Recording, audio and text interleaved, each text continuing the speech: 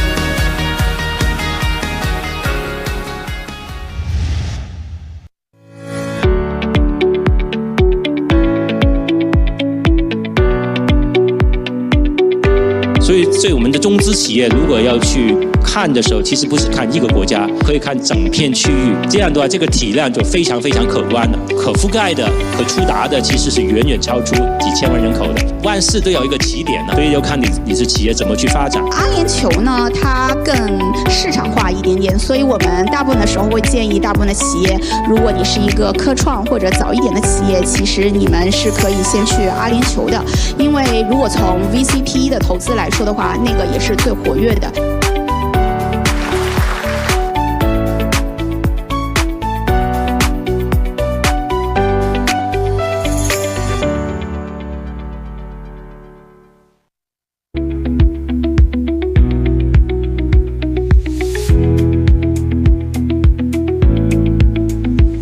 从国际的各个经济体之间对比，就经济学特别强调的一个词叫做比较优势，就是中国的经济在国际的这个价值链体系里面，我们的比较优势是什么？所以从这个角度上，我们的实体经济、我们的产业化、我们的高端制造业，然后不管是我们的人才储备，还是说我们的非常完善和综合的这样的一套全球的这个供应链体系，这些东西是不是我们在继续坚持不可撼动的？所以这是非常值得我们去关注和期待的。中国科技和创新里面底层的逻辑和成功的要素在哪儿呢？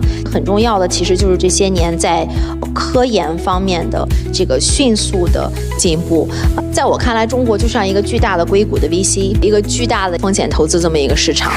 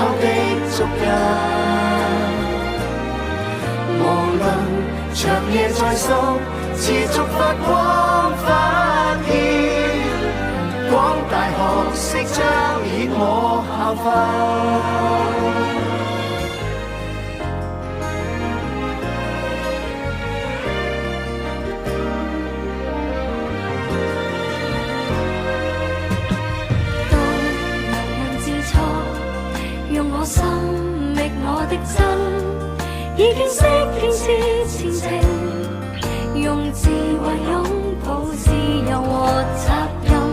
明辨事理，像聖火滅了再生，世界演進靠全人，上世紀傳下世紀，艱苦創新。明愛已得，明愛已見證的勇敢，承繼了知識作護蔭，維護我思考的足印。無論長夜再深，持續發光發熱，光大學識彰顯我效法。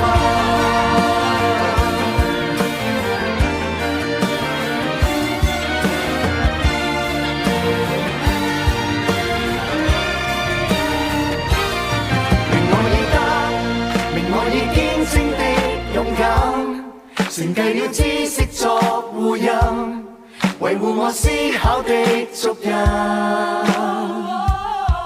無論長夜再深，持續發光發熱，廣大學識彰顯我效法。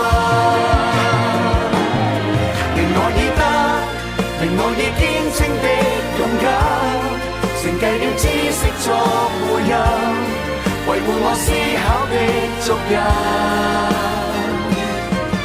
無論長夜再深，持續發光發熱，廣大學識彰顯我效法。風大浪急不改我效法。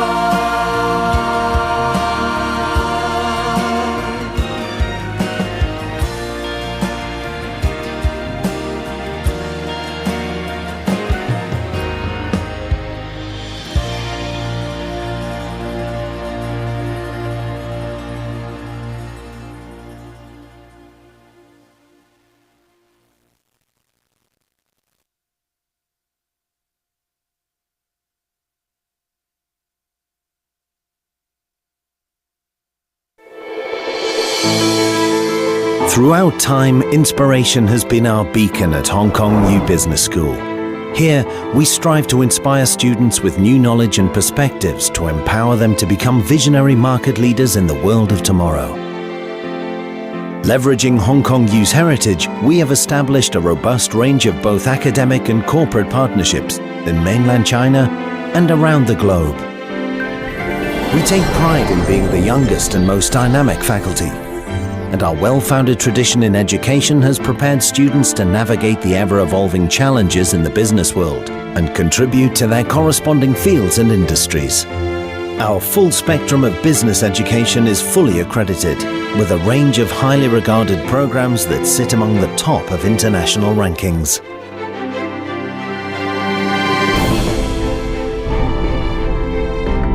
Over the years, the Hong Kong U Business School has always been staying ahead of market changes. We witness the development of the global, regional, and local economy, and timely introduce versatile and world-leading programs to nurture talent that best meet the needs of the dynamic business world.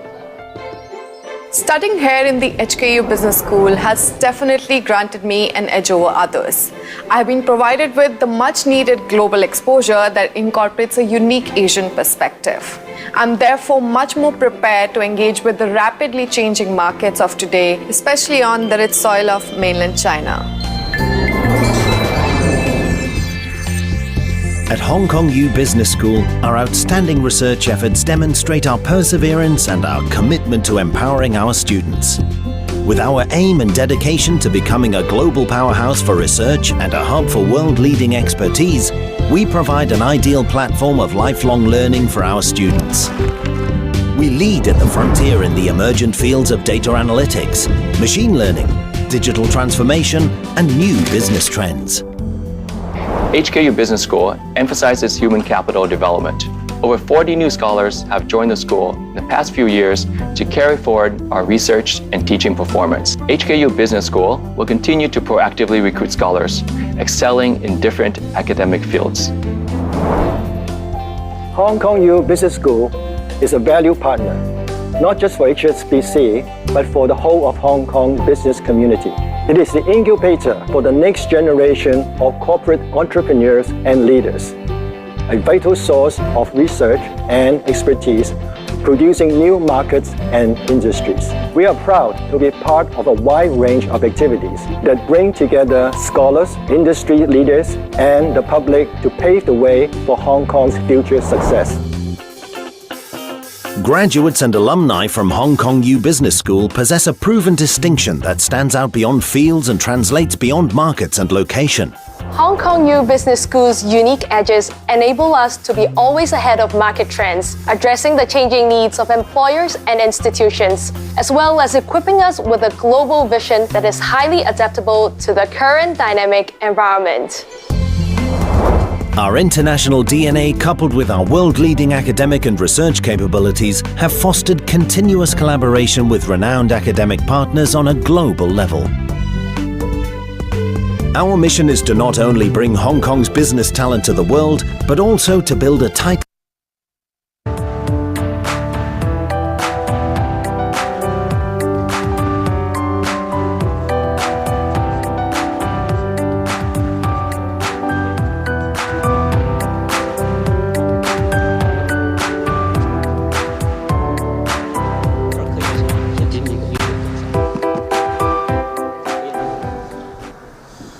Hello, we are about to begin because today the three panelists list are all from Berkeley. So maybe we'll start at Berkeley time, which is 5 minutes after the state, 10 minutes? Okay. So please welcome to the Greater Bay Area Masterclass today, hosted by Hong Kong U Business School Shenzhen campus and Hong Kong U Jockey Club ESG Research Institute. Today we are very honored to invite Professor Daniel Kammen, who was the chair of the Energy and Resource School for decades at Berkeley, recently moved to Johns Hopkins Bloomberg Distinguished Professor. So maybe let's start. First, let's welcome the director of Hong Kong U Business School's Shenzhen campus, Dr. Adam Yan, to give the opening address.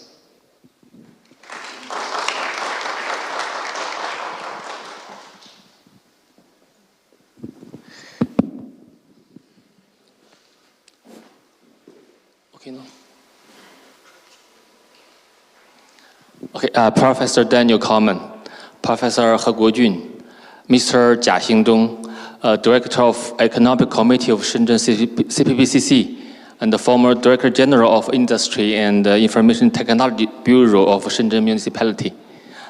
Distinguished guests, ladies and gentlemen, good afternoon.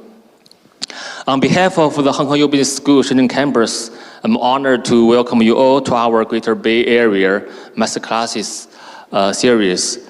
A special welcome to Professor Kammen, who has joined us from afar. And Shenzhen has a well-known and a distinctive slogan, "Once you come, you belong."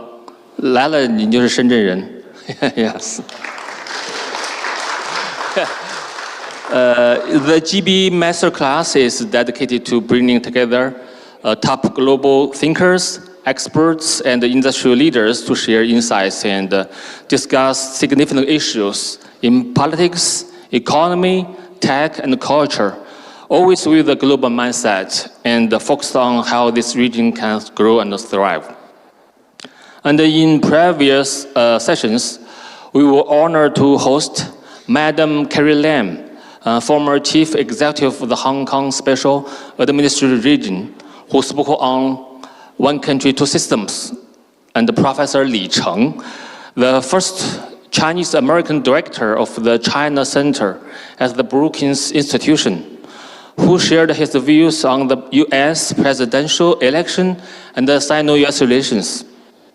And Dr. Liu Qian, former CEO of the Economist Group for Greater China, and one of the UN's 100 women leaders, who offered her insights into China's economy and its unique innovation patterns from both Eastern and Western perspectives.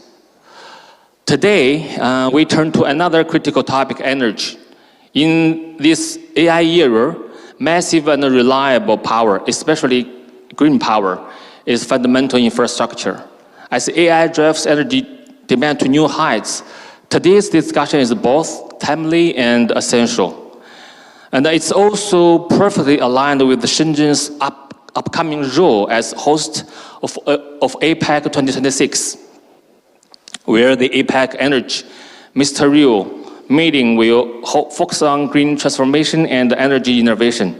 In many ways, today's event serves as a precursor to that important gathering. So we are therefore today delighted to have with us Professor Daniel Kammen, a world-renowned expert on energy and climate justice, who will share cutting-edge perspectives on materials science and systems innovation for the energy transition, a topic that resonates deeply with APEC's goals of sustainable and inclusive growth. Following his presentation, there will be a roundtable discussion. Professor He Guojun, our staff professor, will shortly provide further details on today's agenda. Once again, thank you for joining us. We wish everyone an inspiring and productive session. Thank you.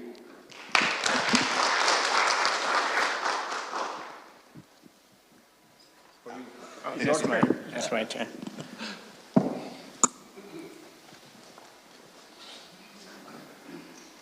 I just realized you can actually use this to as a guidance for the speech, which is really good. I should send you my opening remarks in advance. But Professor Kammen, Mr. Jia Xindong, and dear distinguished guests, colleagues, and dear friends, it's really a great pleasure to be here and to join this event at our business school's Shenzhen Center. Today, our conversation will be focusing on energy transition and climate policies. I think Shenzhen is really the right place to have this conversation. It's in just about more than 4 decades, the city has transformed from a small fishing town to one of the world's largest, most dynamic laboratories for technology, manufacturing, and also urban governance. It also now stands at the forefront of China's low carbon and innovation-driven development. And I think what happens here is not just in terms of production, manufacturing, but also it affects global supply chain, affects other countries through this deeply embedded global network. Now, Shenzhen's business and what Shenzhen is doing is not just affecting this area, it affects globally. So that's why I think it's very important to have this conversation. At the same time, let me allow to say a bit more about the US. We also stand at a moment where there's great shifts in the US energy and industrial policies. And we are having headwinds for global green transition and also collaboration.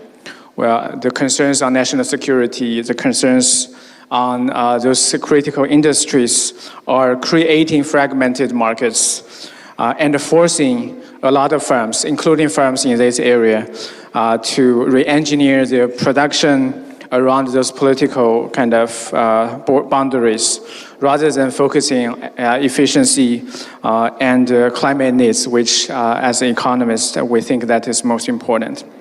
At the same time, we have trade restrictions. We also have trade restrictions, particularly on clean energy technologies and critical minerals.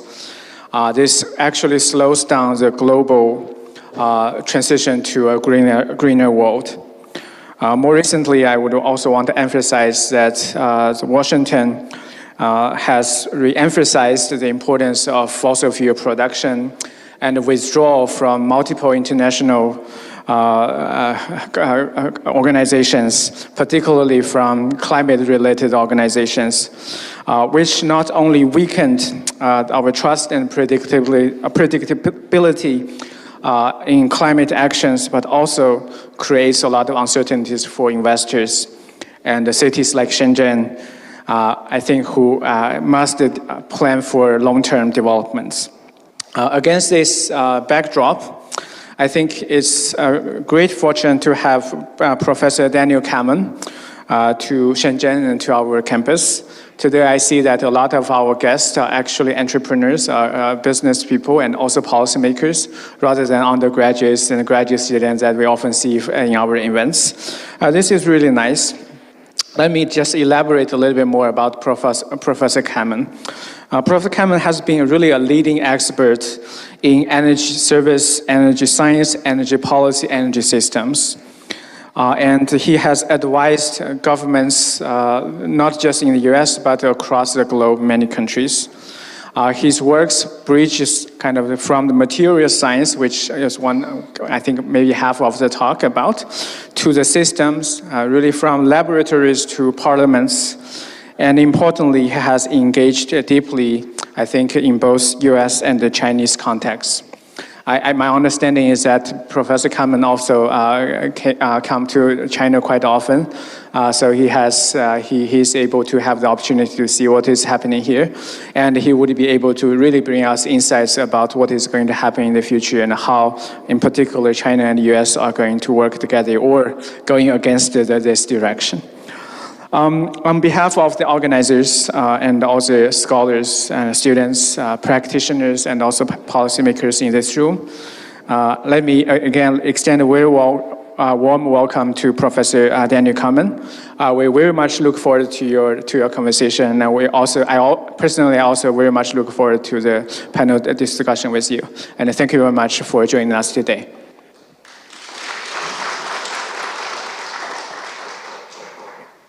Now, let's move to yes, let's welcome Professor Kammen for his sharing.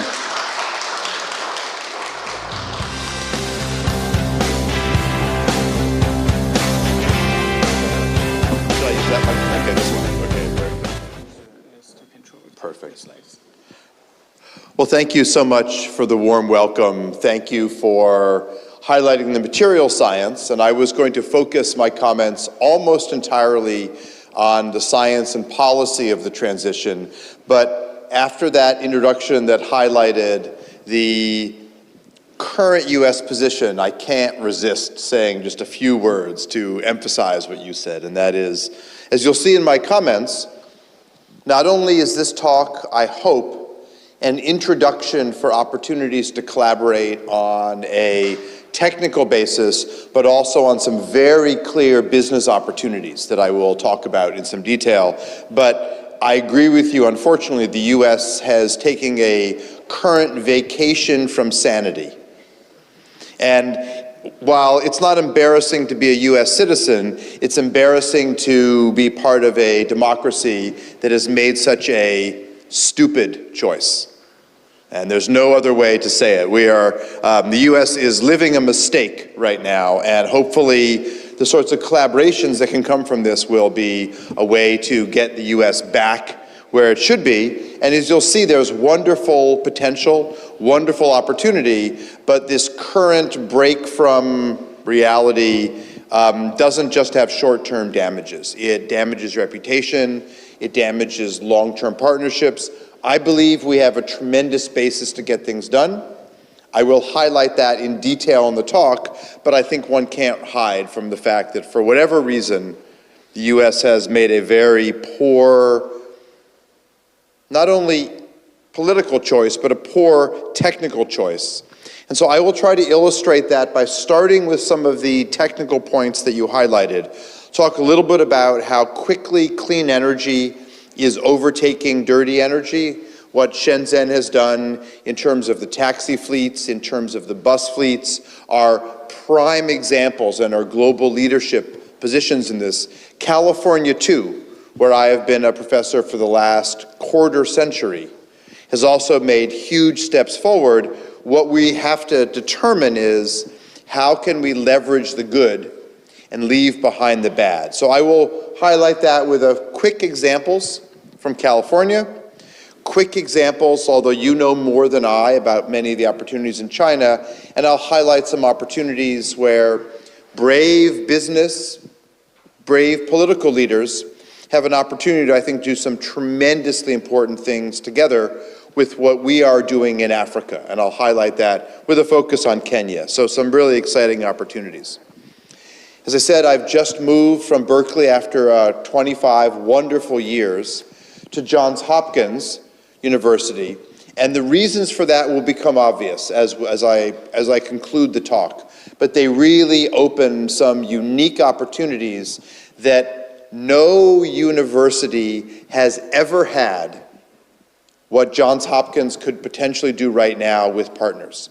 The last time there was an investment in a university like we are seeing at Hopkins today was literally when the King of England gave first Oxford and then Cambridge enough land so that you could walk from London to Scotland and never leave the land of those two universities. That's quite an endowment.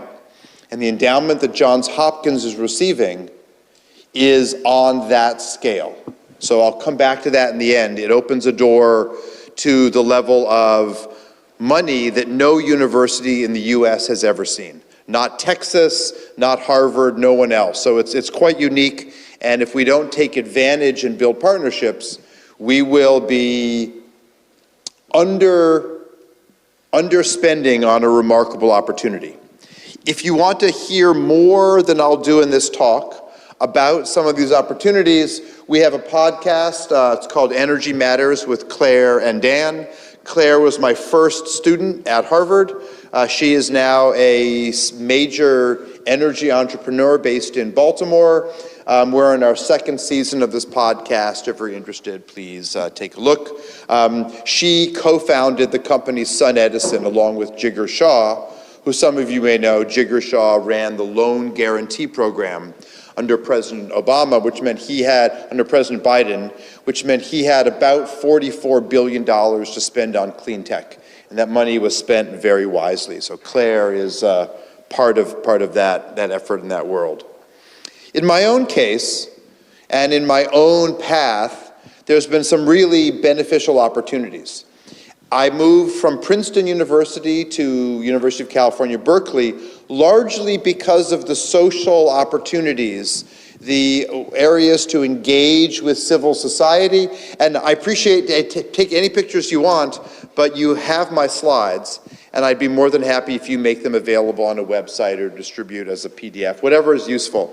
But these are all community groups, civil society, NGOs, that I have worked with closely. Native Renewables does energy for First Peoples, Native American communities. Virunga Power is the oldest national park in Africa. Give Power installs clean energy and water systems around the world. Blue Climate is based in French Polynesia. The Human Needs Project in Kenya, Blue Energy in Nicaragua. These are all groups that we've had the pleasure to work with, and we started with this community-based energy access, clean energy. Energy justice is the US term, but the more common term here is inclusive growth. And that's been a core to what I've done, and that's led to partnerships with many governments, including the government here, Malaysia, Mexico, the Congo, Morocco, Kenya, Tanzania, Japan, and the nation state of California. And we're sometimes a state, but when the president has gone awry, then we act more like the nation state of California. Each of these governments have adopted the models built in my laboratory in some official capacity, not just we do some research and write some papers. In each case, we have university or civil society partners, but the Ministry of Energy or the Ministry of Infrastructure or the Ministry of the Blue Economy in each of these countries is a formal partner. That linkage between civil society and government groups has allowed us to develop a whole range of companies, each of which I've been involved with either as a founder, co-founder, CTO, whatever sort of different roles. And if my bag is nearby, my brown leather bag, if it's in the room somewhere. somewhere. If it could reappear, I need to bring something out of it.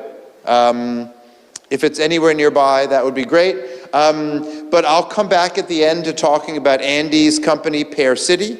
If the bag appears, again, I'll do something a bit more. But these are all companies we founded, including companies like Renew Financial that does clean energy. Our latest company, Alpha Ring, is a fusion company based here, based in Asia. Streetlight Data does smart data systems in the United States. And Natel is a microhydro company. Enphase, for a while, was the largest producer of microinverters to take solar panels power from DC to AC. All of these are efforts that we built with partners in our partner countries and with the community groups. And so at the end of the talk, we'll highlight, hopefully, many of the opportunities to do more. I guess my bag is lost at the moment. So, what's that?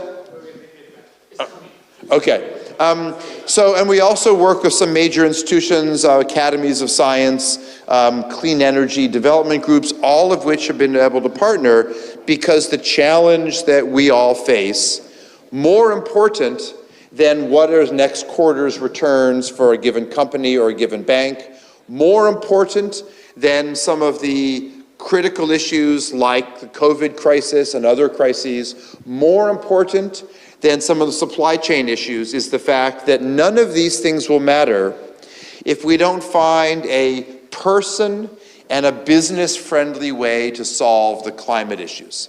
And as you know, the world was making slow but reasonable progress. We were in the light blue band in terms of agreements that many countries had established. California, carbon neutral by 2045. Sweden, carbon neutral in 2035, although they're revising that now that Mr. Trump has been elected. China, 2060, which is too slow. Even California's 2045, which is too slow. All of these pathways fell into here, but the science is we need to be down here. And so the gap between where we were before the Trump administration and where we need to be is quite significant. And you'll notice that this pathway also goes carbon negative, not just zero, but we've waited so long that we need to now claw back, and we need to become a global community that isn't just zero carbon, but is carbon negative, and that's a challenge that we'll talk about in a later talk. And the consequences of not meeting these targets are severe.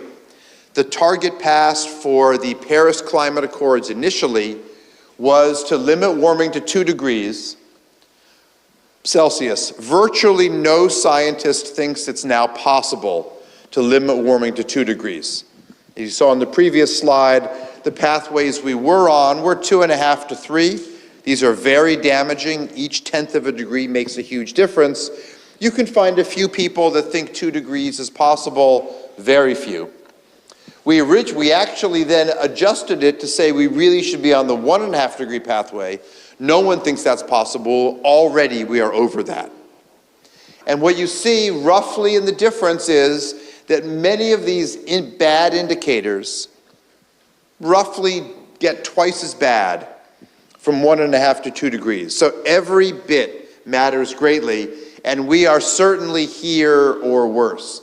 And I just highlight that just 2 years ago in New York City, it was a nice a spring day.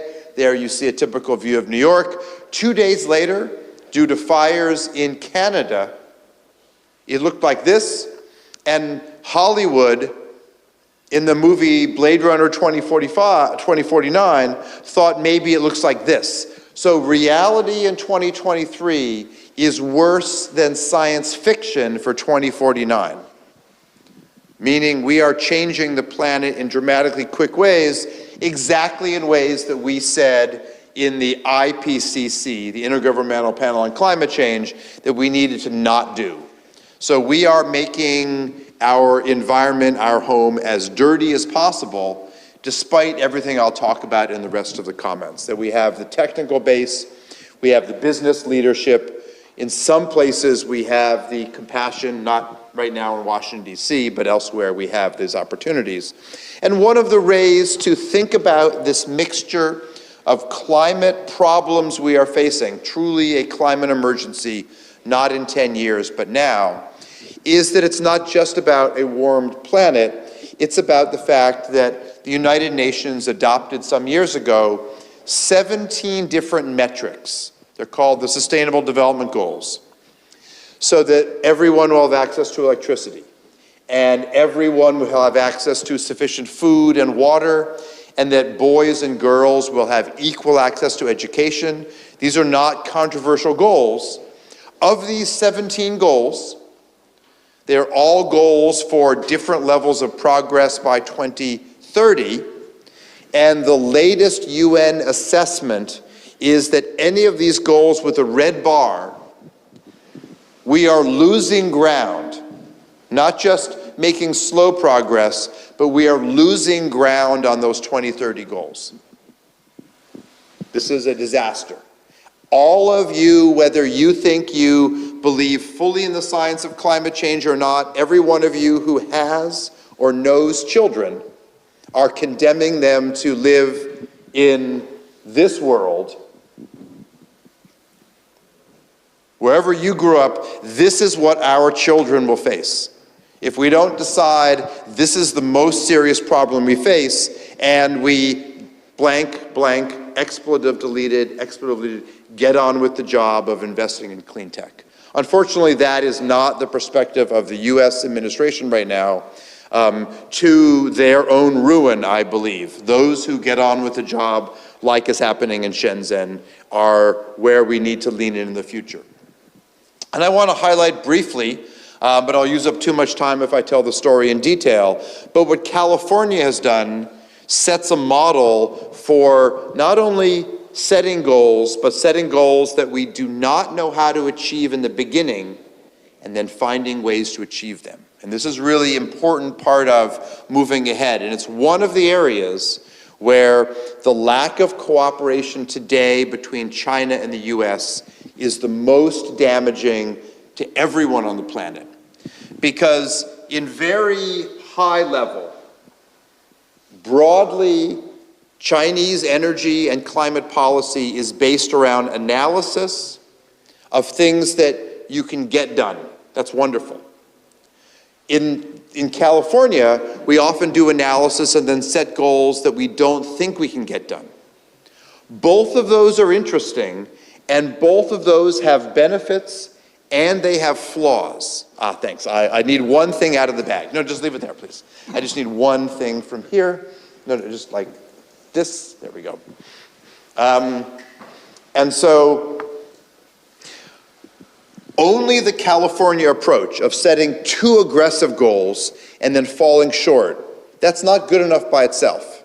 And only the Chinese perspective of deep technical analysis and setting goals that you can accomplish, that's also not good enough.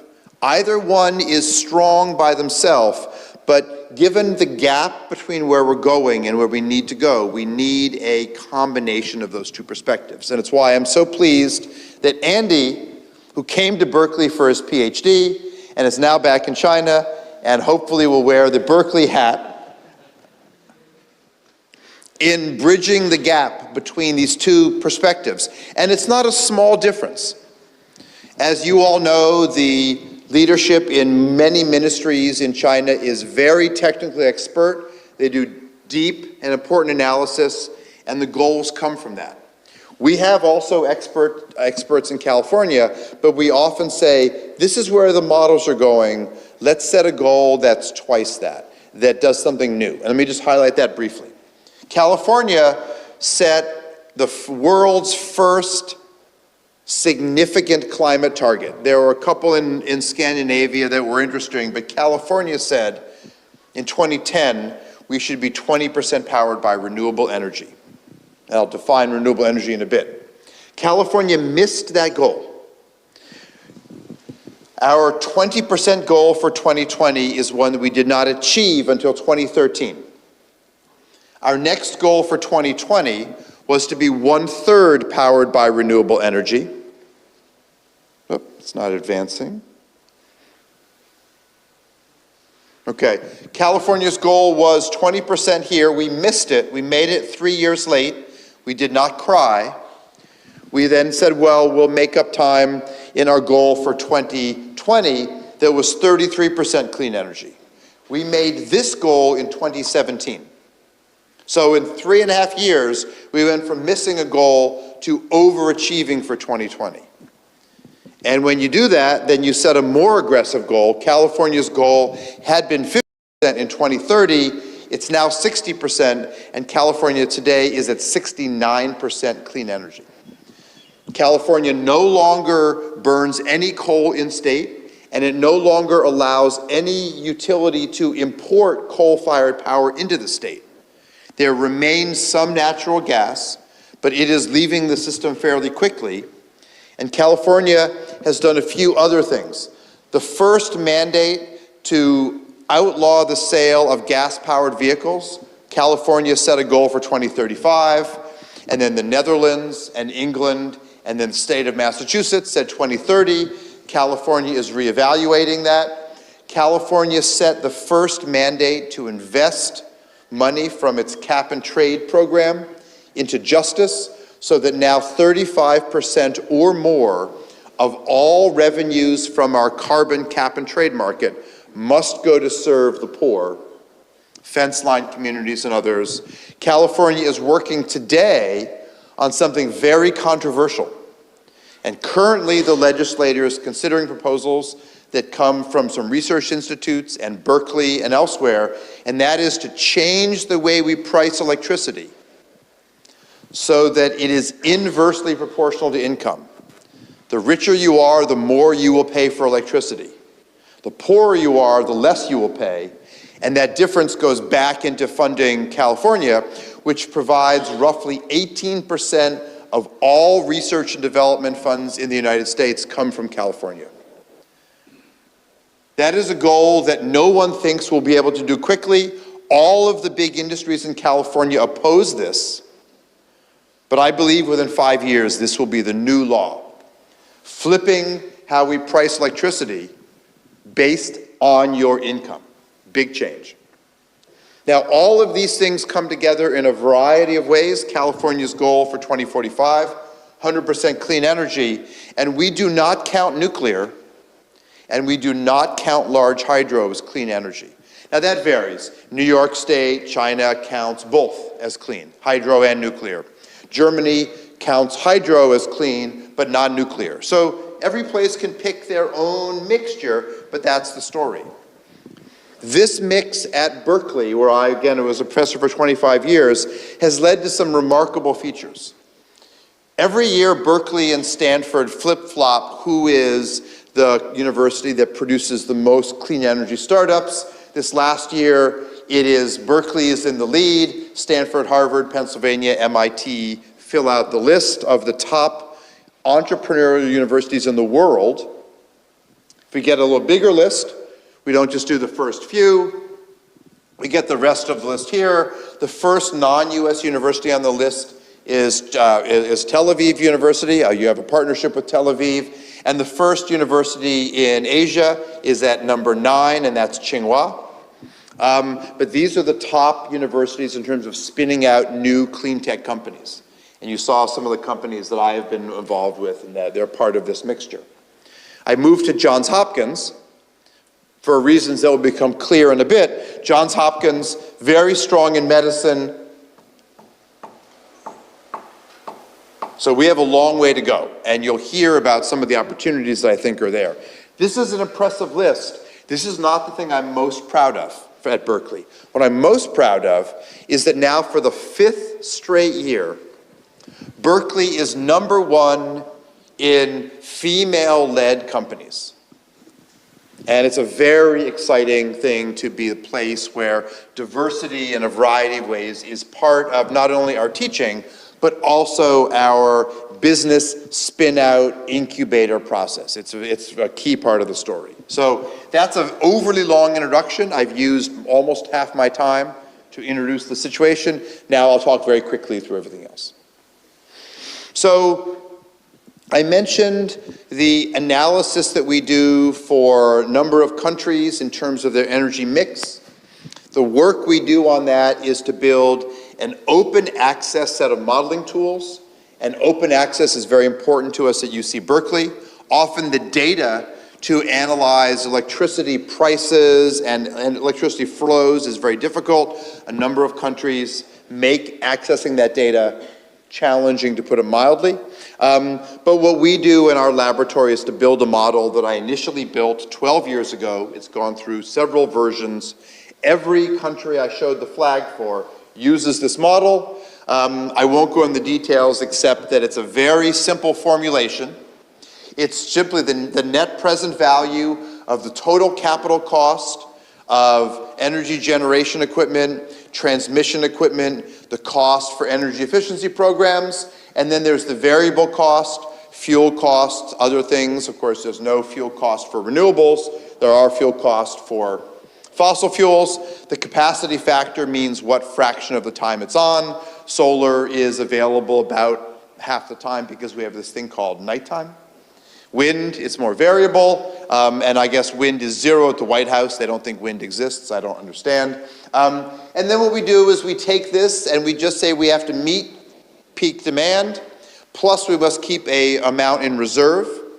And so we model dynamic, high spatial and temporal resolution systems with this modeling tool. And again, all of these countries are official users, meaning we only start this process when some government agency says we will share enough data. There are a couple countries that have not shared enough data. We've had to go through some complicated lengths to get there. I'll let you guess which ones have been challenging. But we provide energy analysis and basically look at how can we meet demand in the future with these clean energy mixtures. In this picture, this is just a snapshot of the year 2050. The black line is the forecast demand, which could be wrong, so we do many scenarios, many Monte Carlo. And the colors, I hope, make sense. Light blue is wind power. Yellow is solar. Dark blue is hydro. Purple is nuclear. Red is geothermal. And the orange you see here is energy coming out of storage.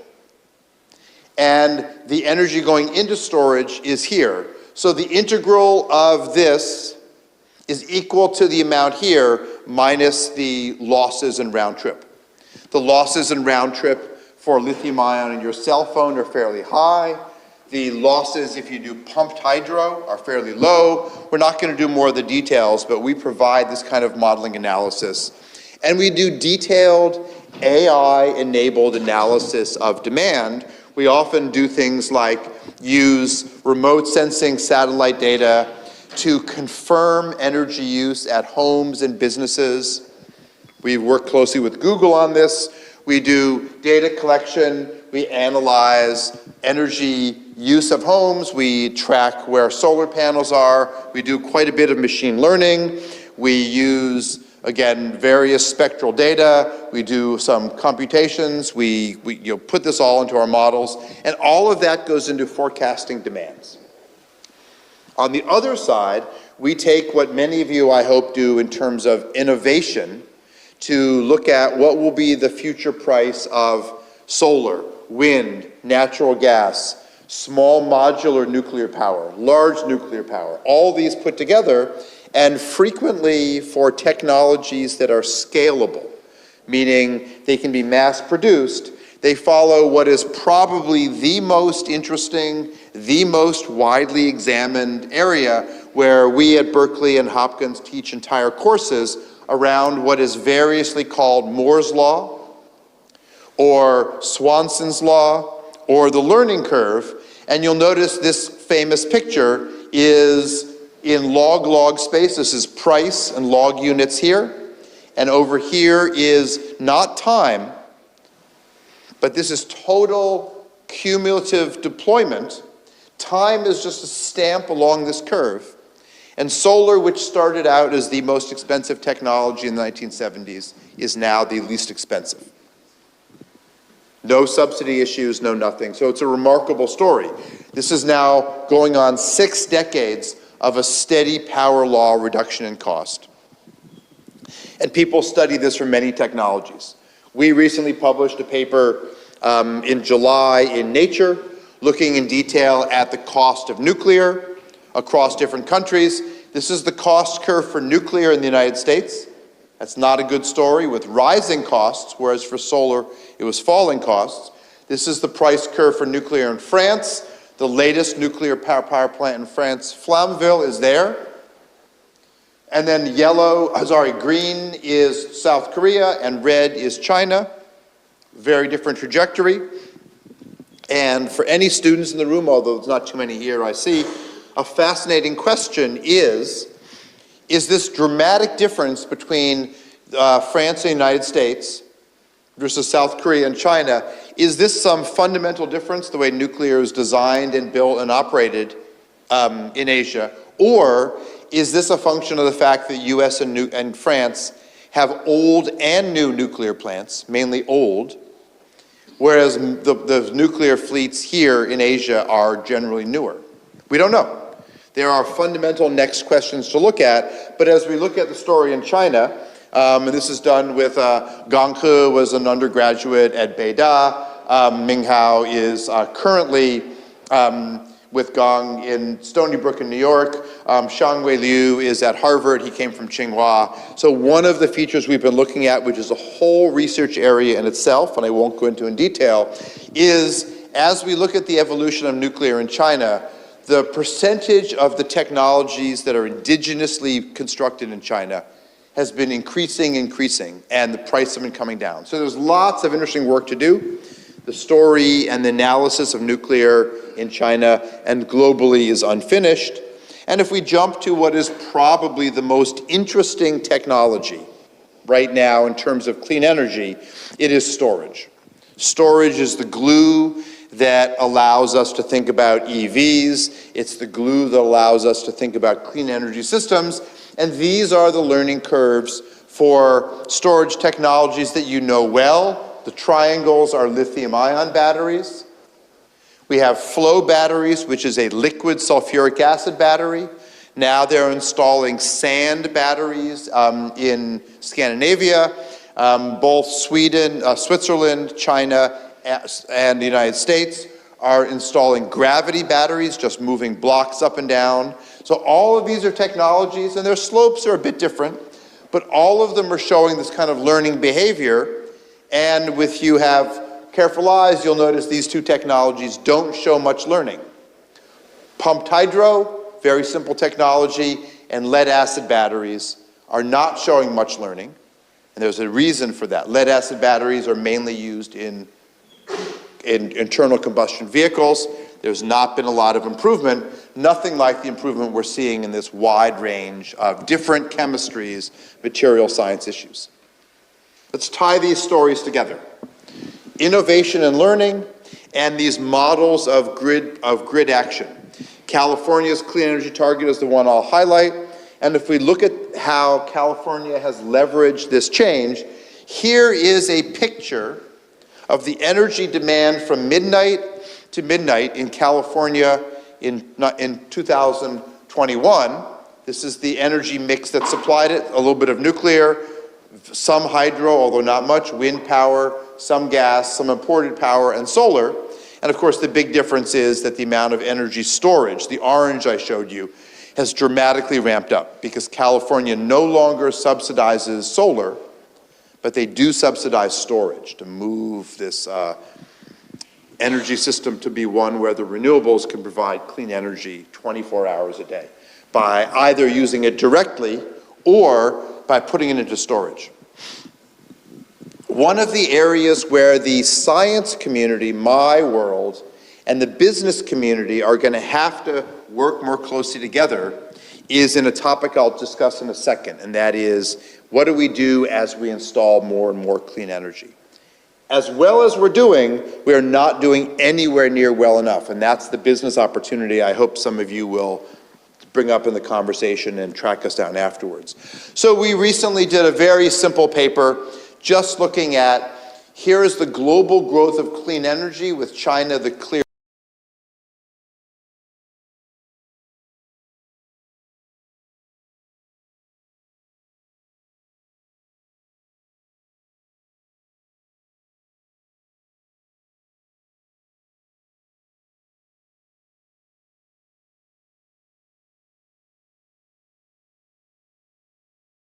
in 2026 was that China and the US should triple the amount of renewable energy they're using at home, and they should work with countries around the world to triple it elsewhere.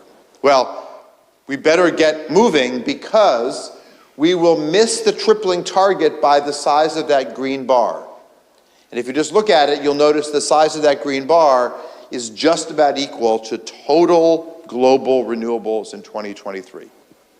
So no matter how good you feel about a solar company or a battery company or an EV company or a product you're working on, just know we are way behind. We will miss our 2030 target by about 1/3. So very scary, very problematic position we're in today. Now I want to highlight a few examples of technologies that you might not have seen that go beyond what we think about when we just say, let's meet these targets with solar and wind and geothermal. And if you think nuclear is part of the mix, which China does, California does not, Germany does not, England does, go from there. Here's a technology that provides not only another energy supply, but also does it in a way that has some cleverness built in. If we look, for example, at the amount of solar and wind power during the day, we see these. This is just a period of time in October. This one, I believe, is for 2024. Here is a mixture. Solar ramps up during the day. We have nighttime, nighttime, nighttime. Here we have this interesting mix. So solar and wind, whether the wind is onshore or offshore, we have a picture here. However, if we add onto that picture solar and wind and wave energy, what we see is that wave energy is not correlated. It has its own cycles, which means that if you add wave energy into the mix, you get another supply of energy, and you get one that is not correlated with the others. And that means you not only get more clean energy, but you also need less storage because it's available at different times. So a partnership between the Norwegian version of MIT called NTNU, Norwegian Technological University, Royal Institute of Technology in Sweden, and the University of Technology in Lisbon, Portugal, came up with a very simple technology. It looks like this.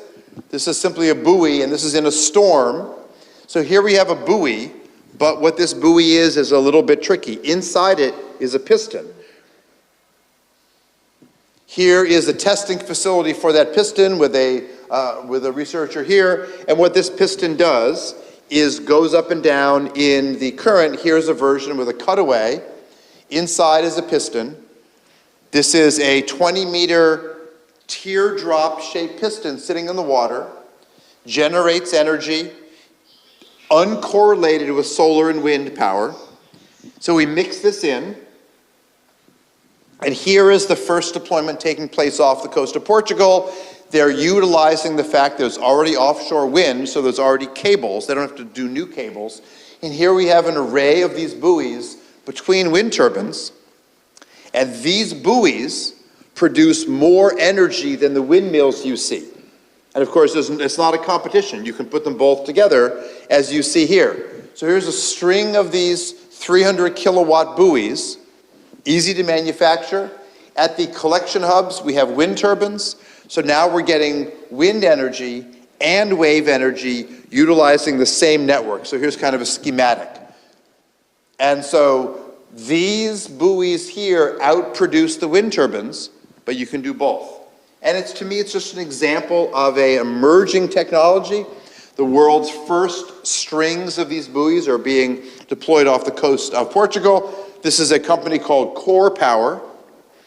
And it's a technology that maybe some of you have heard of, but I'm willing to bet most of you hadn't seen this one before. It's an example of a place to go. Very simple. We all know every country in the world that has an engineering capacity knows how to make these pistons. All you need to do is size them to the depth of the water. Very straightforward. So it's a technology that we've integrated into our model, in particular because Portugal is doing it, and we were given a request by the Japanese government to run our model for Japan. So here's the paper from a few years ago looking at the Japanese economy, and what we found is that Japan, which is very, very dependent on energy imports, found that they could meet all of their energy demands with or without nuclear, which is, of course, the big debate in Japan after Fukushima, should they rebuild nuclear fully or not.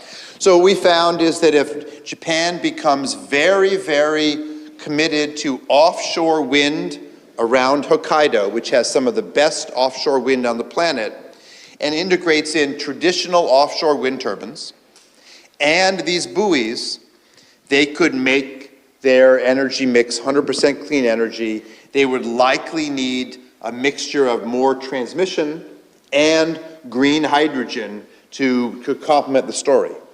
This other one here, and I'll end with this one at the end of the talk, this is the story of Kenya, which has a remarkable geothermal resource. All of that red is geothermal.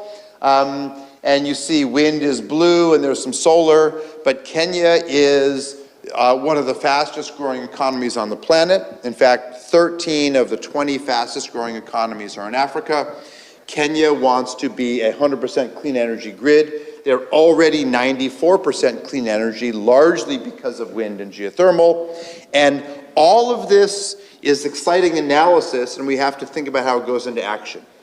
So I mentioned this thing called the duck curve. The duck curve is an area where the business community and the science community have butted heads for a decade. And I hope that, kind of relaying the story. So who has encountered the duck curve? Not a lot of hands. Andy, I'm glad you have. So the duck curve is the following tension between clean energy science and the business of running utilities. So this is the duck curve, and instead of a duck, this is some dinosaur. I guess it's a plesiosaur because it's a real throwback. And so here's the story of the duck curve. Every utility on the planet has examined their version of this curve. So this is for California. This is energy demand, energy generation demand at midnight over one day to the next midnight. So in the middle of the night, the demand for energy is relatively flat. Only students are awake doing whatever students do. And what you see here is the back of the duck. As California installed more and more solar and set more and more records for how much solar per person, the net or the remaining demand was hollowed out. Now we have more than 2 million distributed solar arrays. Remember, we have a population of 45 million. That's about 6 million homes, 2 million solar arrays, so 1 out of 3 homes in California has solar. It is now a requirement in California. If you build a home, it must have solar. That's a rule that's been in place since 2020. If you live in a very cloudy area, you can apply for a special permit to install much more efficiency if there's just no opportunity for solar. But the rule is generally solar. Apartment buildings are much more common here than they are in California, so there are some differences. But as we install more and more solar, the remaining demand, or the net demand, reduces. You can see here in 2023, California moved into the world where now we export power at least for a small period of time and sometimes for longer. So here's the tension. From my physics perspective, this is a wonderful success story. This says we have installed so much solar and some wind and geothermal that we've become a net clean energy exporter. My friends who run utilities, and right now I'm in a unique moment. The 2 largest utilities in the United States are Pacific Gas and Electric in the north and Southern California Edison in the south. Those are the 2 biggest utilities in the United States. The CEO of Pacific Gas and Electric is my student, Dr. Carla Peterman, who was my PhD student at Berkeley, and the CEO of Southern California Edison in Southern California is Pedro Pizarro. He was my undergraduate student at Harvard. So if I'm going to really get this message in, I probably will never have as good a moment as of today. So, demand goes negative. Utility executives say, okay, this is good for clean energy, but this is a disaster. Because now the net demand has gone to zero, which means the incentive for more solar has gone away. Right? We have essentially negative pricing at this point here. We export power.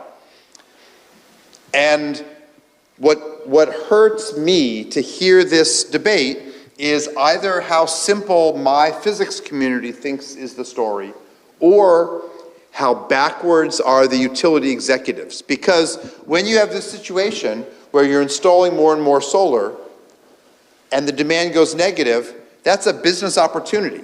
And our utilities do not seem to be very excited, because when you have this situation, now we can charge up electric vehicles when the sun is out, and then with very simple circuits called vehicle to grid, we can put power back into the grid.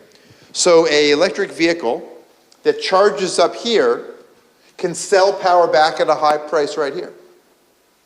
We have a few electric vehicle companies that make their vehicles available with vehicle to grid circuits, meaning they can either buy power or sell power. A certain company I will mention, Tesla, refuses to add this circuit. One of the rules we're working on for California will be to sell an electric vehicle in California. It will be a requirement that your vehicle has the circuit in it. It costs about $13 US. It's not even much money. So that your vehicle can buy power from the grid, which every EV can do today, or sell power back to the grid. That requires the utilities to get smarter about financing. I can think of no better place for that to be piloted than here in Shenzhen. You have good sun, you have large fleets, you have a large demand for EVs. It's hard to find a blue license plate here, which really pleases me. They're all new energy vehicles. But every single vehicle coming from BYD and other companies should be vehicle to grid ready. That's a business opportunity for someone to propose. And California, the largest car market in the United States, will soon move so that your EVs cannot be sold in California unless they do this. The Ford Lightning, the 150, does this. So you can do this, vehicle to grid, or if you believe in hydrogen, some people do, some people don't, you could make green hydrogen when you have this excess energy and then use that for energy storage or industry. So there's many opportunities that could be part of this mixture here. And remember, this is no small operation. California is now the 4th largest economy on the planet. United States, China, Japan, United States, 340 million people, China 1.4 right now. Japan, 110 million. California, 45 million, 4th largest economy. And it's transforming energy systems around the planet. I work with a group of energy market investors. We have a company that's active in China and in California called Bravo Whale. And what we are doing is using this arbitrage in smart ways. So here, when batteries are charging, you see this pink or fuchsia. And when they're discharging, you see the blue. And what you see is when prices go down, we charge up our batteries. We sell the power back when it's needed, when high demand. That is an easy business student algorithm to write. You can write an app. It's a very straightforward process. And it's transformed the markets. So here in the United States, now I've chosen a very particular time of day. This is not any time. Yep, almost done. Yep. So here's an opportunity to really invest. We see prices going negative, prices going to zero. East Coast is still moving slow. These are all opportunities. So let me conclude with just kind of the obvious place to go. I've highlighted these opportunities. We're working with VinFast, the electric vehicle company of Vietnam, who have donated both a VF8 and a VF9 to our laboratory to test out this vehicle to grid back and forth. And Andy's 10 minutes or 5? 5. 10, okay. That's more time than I thought. So one of the things that we did with Andy when he set up his company here was to use data we'd collected by simulating electric vehicles. We did a simulation in New York. And what you see here, this is Manhattan, so lower Manhattan, Central Park, where there's not too many cars, Upper Manhattan. Every red dot is a taxi with a rider. Every blue dot is a taxi looking for a rider. This is a simulation for 15 hours. See, that's midnight, 001. And we'll run this video, this simulation, if it will let me. There we go. So here we have green, they're charging. This is 3 in the morning, 4 in the morning. Look for a flood of blue dots, empty taxis coming down here. There they go. They float on down. Now it's rush hour. You can still sort of see Central Park. And now as rush hour ends, they want to start charging. Not where they live in Bronx and Brooklyn. They want to recharge where the rides are. So they want to recharge down here. So we presented this simulation. The mayor of New York back then said, oh, it's very pretty. We're not interested. Andy basically said, come with me to Shenzhen. We can use this to move ahead. I won't get into details, but looking at congestion around charging stations, Andy and his company, Pear City, looked at how can we work with the new EV taxi fleets to take the data on the wait times to recharge and develop an app so that we can help taxi drivers find out when they should be pulling in. The app basically gives points if you arrive at your scheduled recharging time and gives you negative points if you're consistently late. Andy is the one to talk about this maybe in the Q&A, but it just highlights how data science and AI can really be used to enable this process. Andy has done remarkable things way beyond what we can do by basically doing smart heat maps to link electric vehicles, e-bikes, the mass transit systems to really think at large scale, and this is for Chengdu, and this is how you can integrate all those things together. Now I'm going to conclude. I won't get into the material science of scarcity, but I want to just highlight something as we think about new options going forward.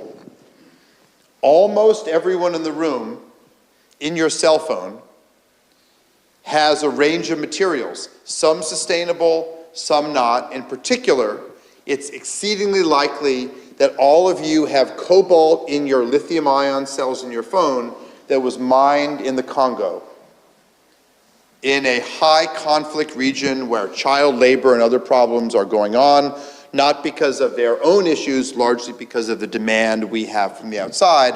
So a small project on doing some machine learning to look at what battery chemistries are attractive led a number of groups to say, well, we could get rid of lithium ion and replace it with lithium phosphate. Phosphate is common, does not come from conflict areas, and lithium phosphate batteries do not involve cobalt. So, an effort that was analyzed, this is some reports we wrote about this some years ago, have led now to a number of companies, VW and Tesla among others, that have dropped the use of lithium ion and have adopted lithium phosphate batteries. So it's an example of the machine learning, AI, and science leading to some technological changes. Last couple slides, just to highlight the Africa part of the story I mentioned. And that is one of the opportunities to support distributed health care on the continent. Here we have a process of designing health facilities, of health equipment and solar and batteries essentially in a container, using advanced IT to connect this so we can track to make sure that the air conditioning, the baby warmers, the oxygen generators are working, lead to a process to improve health outcomes, but also a way to build bigger and bigger mini grids and install them around Africa's 100,000 health clinics that have either no power or power that's not reliable. And in fact, as of today, the largest mini grid in Africa is this one in the city of Goma, in the eastern part of the Democratic Republic of Congo. This is the local hospital, this is the local school. We initially installed this solar array with these two battery units, and the project was so successful, a local business called Nuru installed all of this and these larger batteries, and they now power the hospital, the school. They sell power into the neighborhood, and you'll notice this dramatic feature here. So you don't have to be an electrical engineer to look at this, which is the voltage during the day. As the demand goes up and down, the voltage goes up and down. And you all know during a blackout, if the voltage fluctuates, your toaster, your microwave, something burns out. Medical equipment is even more sensitive to that. And so we installed this system, charge controllers, monitors to look at the data. You scan the QR code, you plug it in, and they went from this huge fluctuation that destroyed medical equipment to very flat power because of the benefits of this kind of solar systems. This is a large city, but it's in a challenging location. And so one of the options is how can we think about better and better e-mobility to connect these areas. And so Nairobi, Kenya, has become the African leader in e-bikes, and it happens to be Uber, whether you like Uber or not. This is Uber Eats. All of these are electric motorcycles where the batteries can be swapped out. And one of the benefits is, as new battery technologies come online, the rest of the infrastructure works fine. The batteries can be replaced by a newer, better model. This is a huge business opportunity, not only across Africa, but many other places. It's a dramatic opportunity to think about delivery using the next generation e-bikes as opposed to petrol-powered bikes. Just yesterday, Andy and I visited one of your local companies that could take this even to the next level. So this is from the Shiping facility here. Here we are with their large-scale, heavier lifting drone systems. And of course, the one that really appeals and ties the story together, you saw those small health clinics that need equipment dropped off, they need medical supplies, they need potentially patients taken out, whereas this vehicle could do that. But here's an opportunity to think about their next version in the business environment of Africa. So this is the truck. The e-helicopter goes in the back of the truck. It charges up from the vehicle, which can charge one of these 4 or 5 times. Here is inside the helicopter. It's a 2-seater. See the same shoes I'm wearing here, sticking out right here. I happen to be a pilot, so I love this. And I would like to see a business partnership where these vehicles become the backbone of distributed food delivery, medical delivery, delivery of materials for crops. All of this is a business opportunity that is unattacked. And so one of the opportunities going forward is to think about novel technologies. I'm going to jump to here. To my final comment, I mentioned this unique opportunity with Michael Bloomberg. Michael Bloomberg is an alumni from Johns Hopkins. He's the 11th richest person on the planet. And 2 years ago, he committed to giving away all of his $105 billion fortune. He's already given Johns Hopkins $8 billion so that everyone who goes to Johns Hopkins Medical School goes for free. Everyone who goes to Johns Hopkins undergraduate, if they earn less than $200,000 US, goes for free. I am a Bloomberg professor, and the thing I wanted them to work on was the evolution of the fact that in 1955, Johns Hopkins opened its university campus in Bologna, Italy.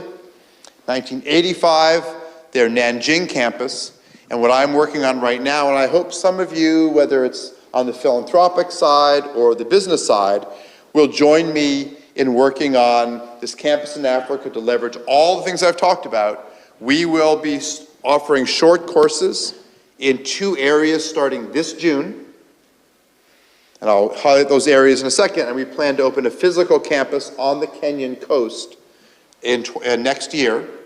I have a hard time saying 2027 is next year, but I'll get used to it in the coming months. And the idea of this campus would be organized not around traditional departments, but around themes of engagement.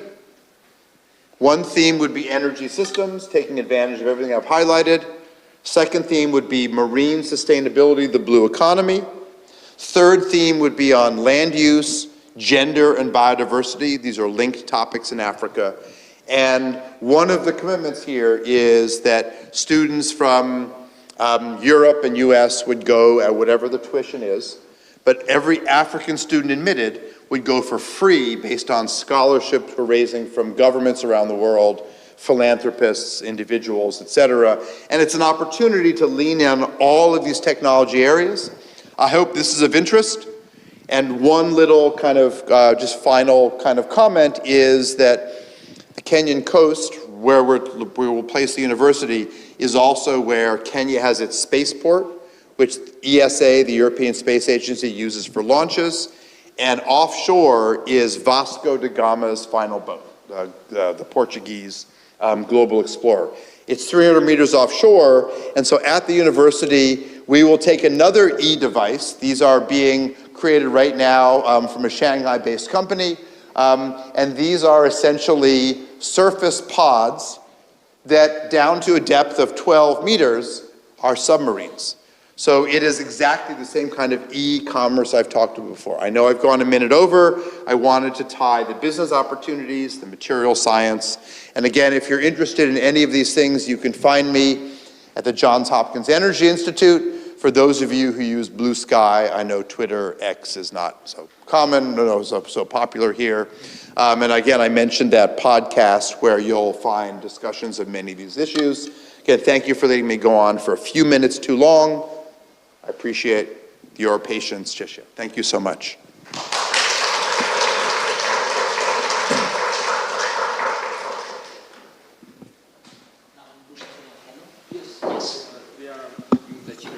Okay.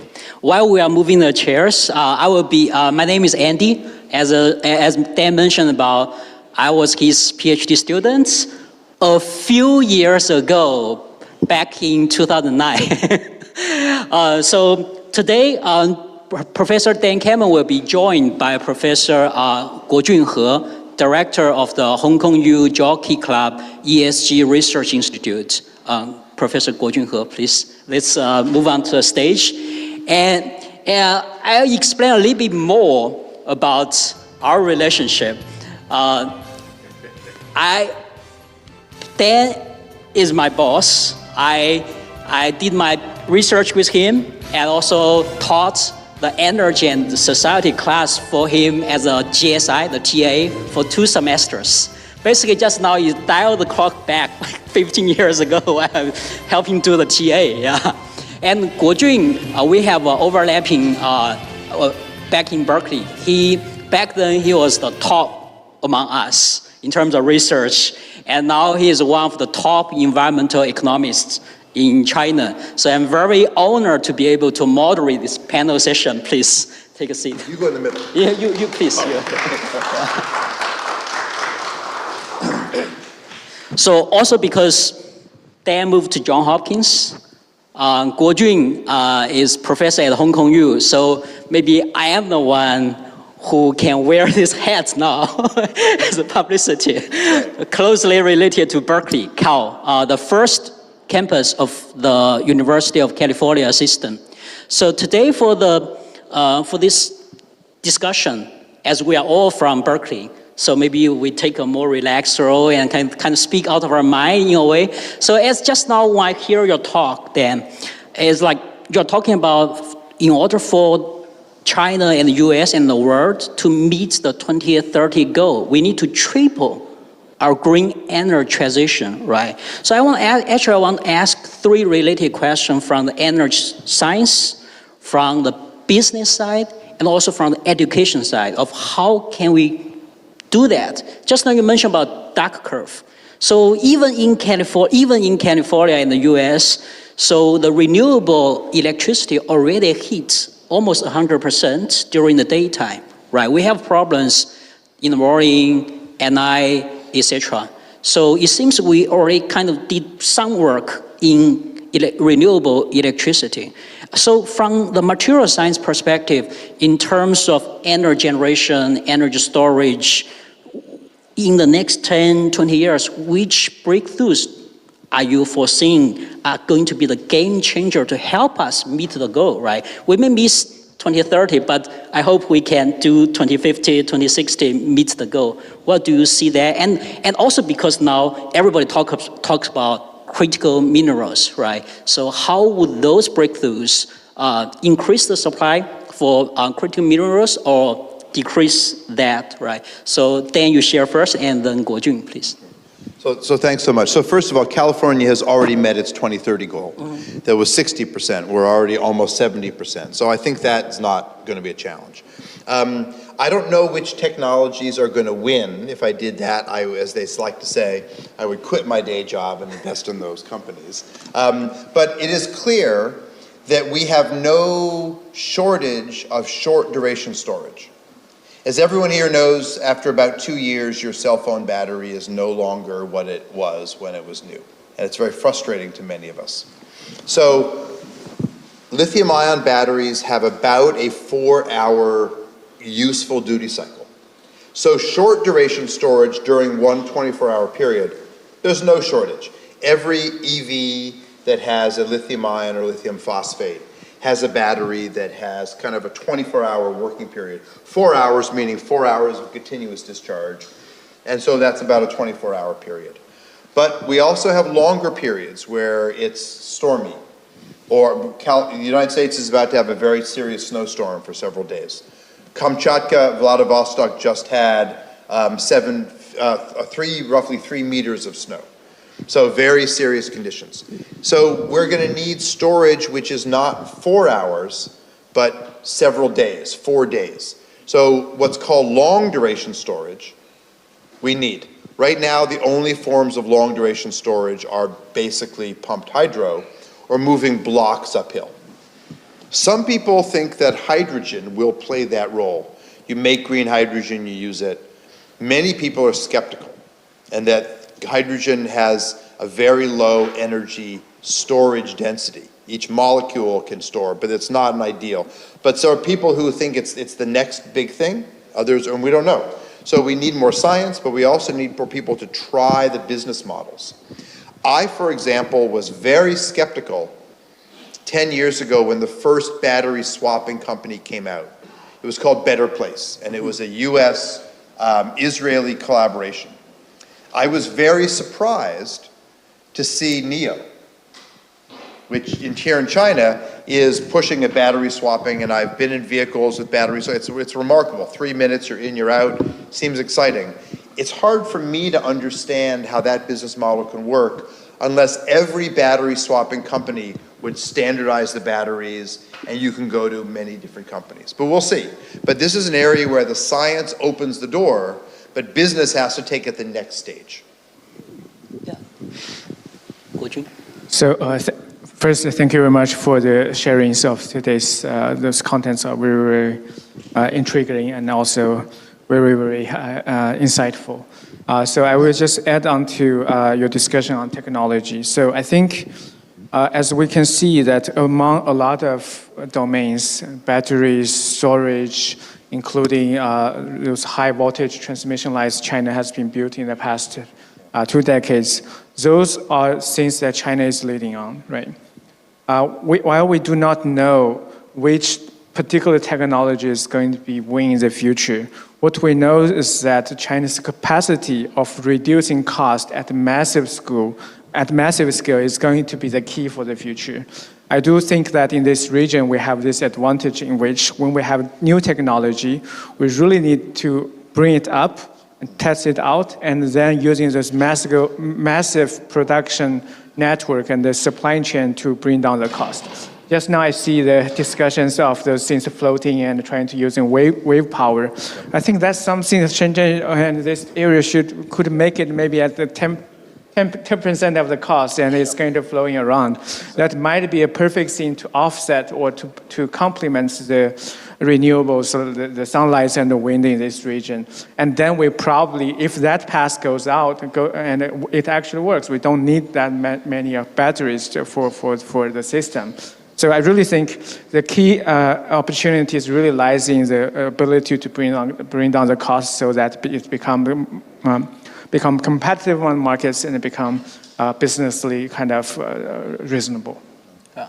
Great. So that naturally, talking about cost, talking about supply chain, naturally leads to my second question, the business side of how do we meet the goal, right? So for example, let's assume California, China is doing well in terms of decarbonizing the electricity. But there are so many nations in the world who haven't started compared with the Shenzhen, etc., right? So but at the same time, during the recent 2 years, we saw on the news about China's overcapacity in green manufacturing, in EVs, in solar, maybe even in AI technology in the future. But we do need them in order to meet the goal, right? So how can, but like Europeans or Africa or Southeast Asia, they tend to be buyers of these solutions. How do you envision that?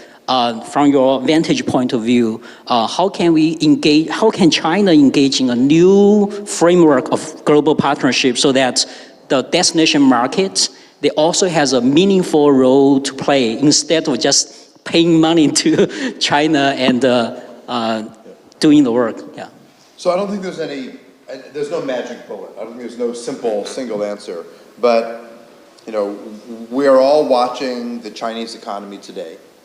And there are some areas of strength, but there's also some worries right now. And simply building more overcapacity, as you say, is probably not the solution. I think what you said is really right. Flexible, low-cost production is exciting.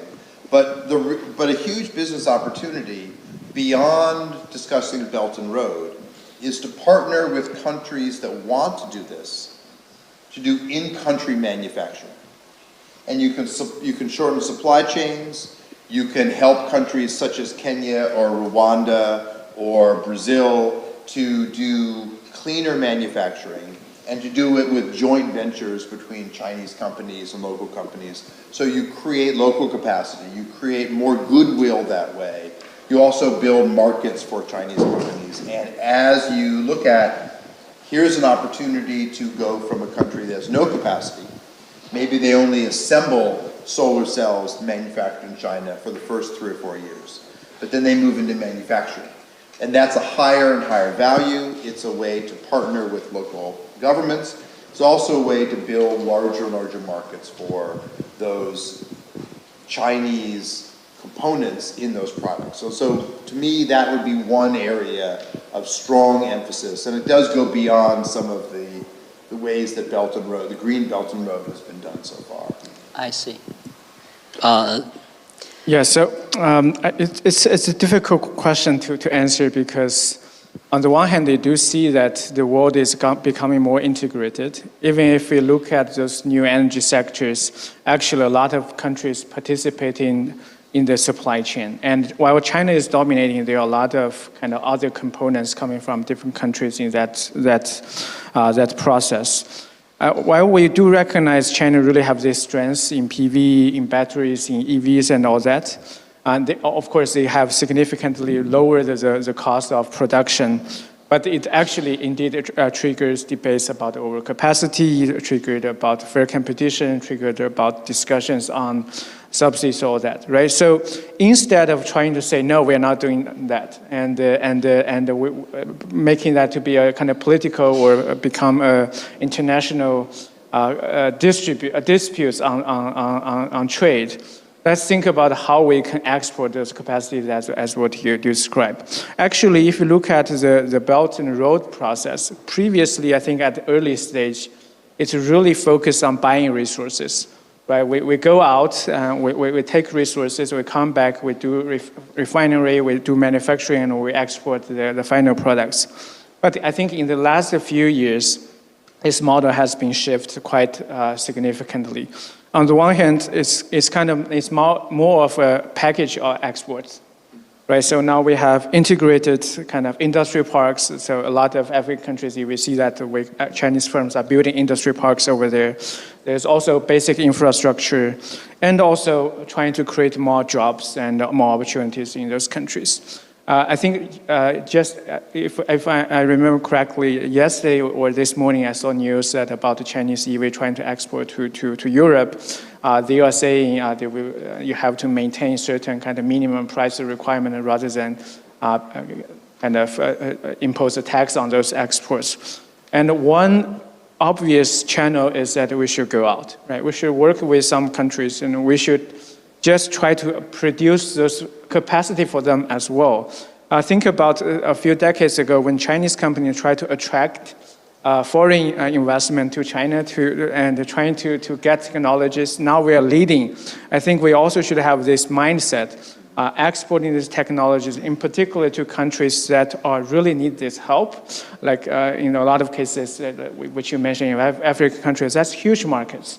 And have those collaborations can actually, on the one hand, solve a lot of domestic issues, but at the same time, they help to achieve more sustainable goals in the world. That's what I think. Yeah. Great.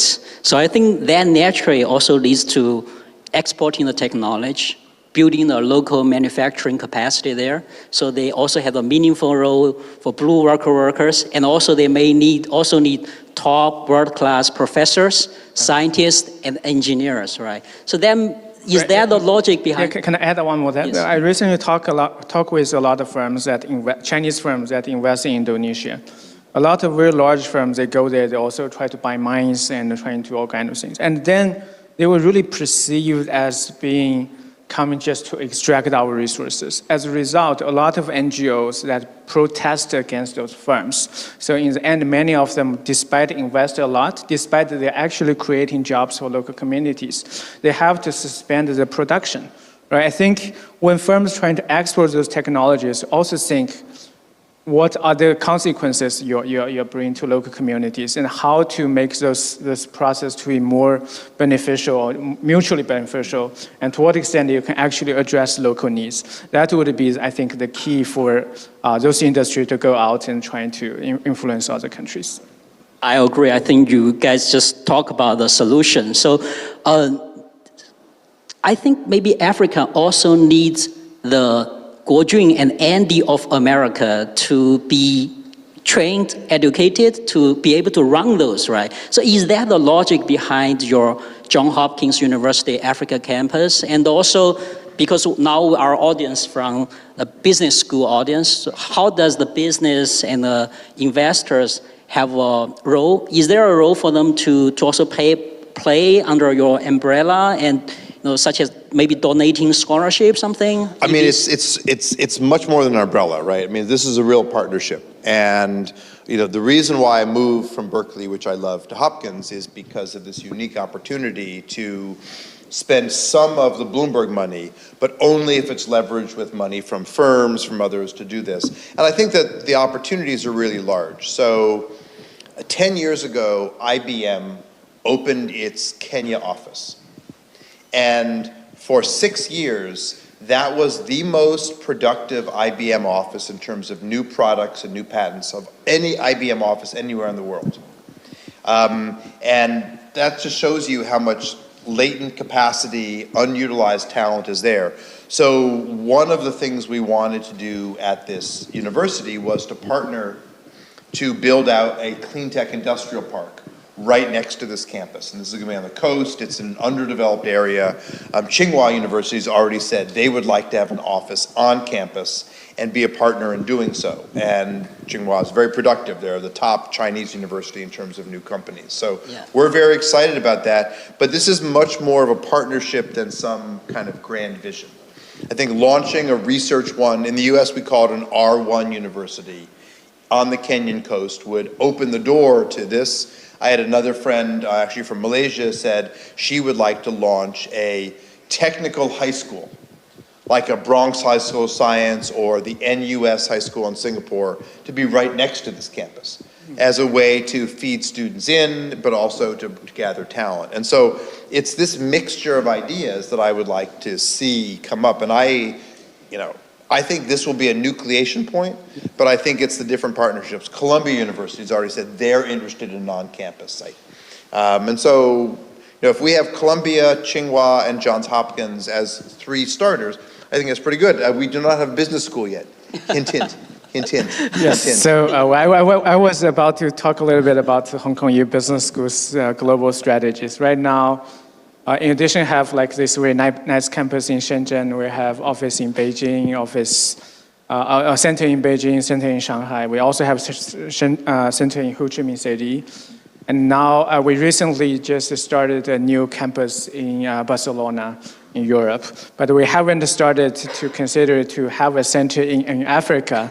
But given that there are so many opportunities, I might want to bring this idea to our university leadership to see if they're interested. And of course, having like what you said, already a lot of infrastructure and a lot of things going on. I think actually that might be a good idea.